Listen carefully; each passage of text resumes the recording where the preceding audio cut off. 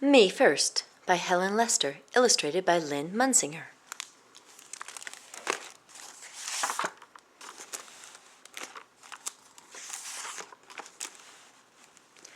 Pinkerton was pink, plump, and pushy. He would do anything to be first, even if it meant bouncing off bellies, stepping on snouts, or tying tails. "Me first," he cried, when he had been last in line and finished first down the slide. "Me first," he cried at story time, settling on his round bottom with his big head right smack in front of the book. And every day in school's trophiteria, "Me first," he rang out, and there was Pinkerton. One Saturday, Pinkerton's Pig Scout troop went on a day trip to the beach. Pinkerton was first on the bus and sat in the front row. He was first off the bus, first in the water, first out of the water, and first into the picnic basket.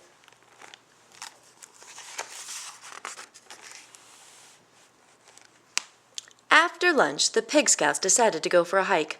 Off they went, with Pinkerton leading the line, of course.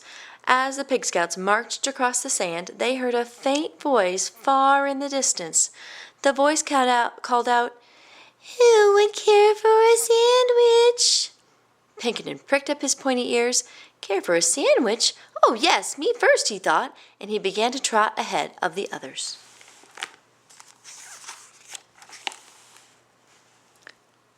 Soon he heard the voice again, closer and louder this time. "Who would care for a sandwich?" "Me first," cried Pinkerton, kicking up sand and leaving the other Pig Scouts far behind. His imagination almost burst. Peanut butter, jelly, 2 tomatoes, 7 pickles, a slab of cheese, a blob of mayo, a big smear of mustard, all for me first. Who would care for a sandwich?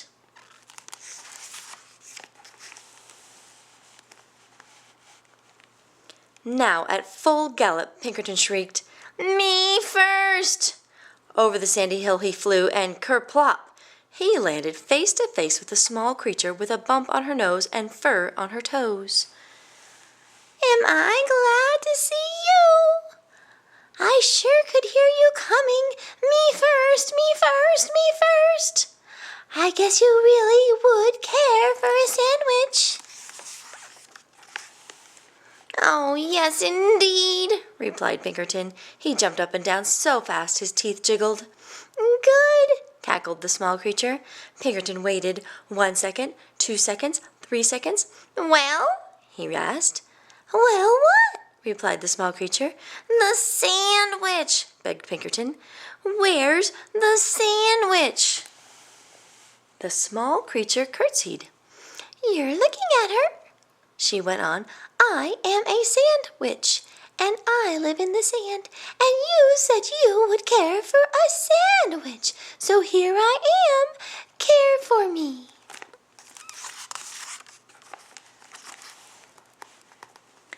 All Pinkerton could say was, "But I—" Taking no notice, the sandwich continued, "You said me first.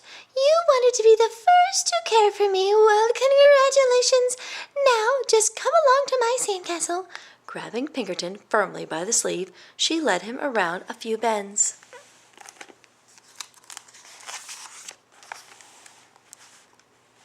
Before he could say, "But I," again, the gate to her castle closed.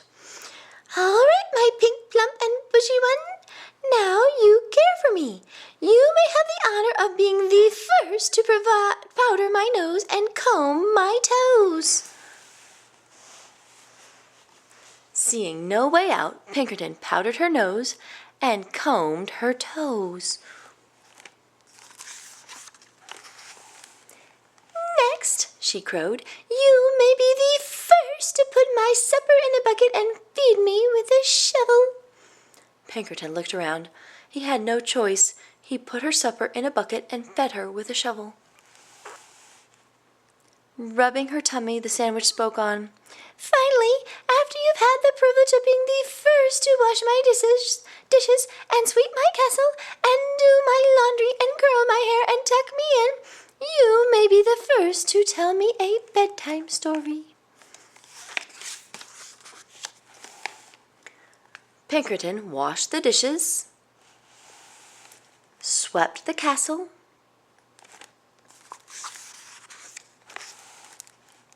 did the laundry, curled the sandwich's hair, and tucked her in.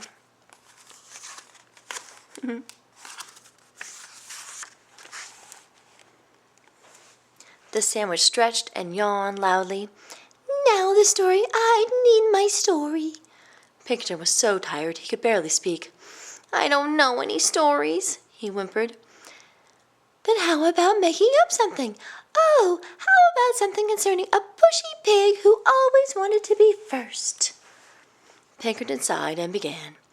Once upon a time, there lived a pig who always wanted to be first, until one day he met a wise sandwich.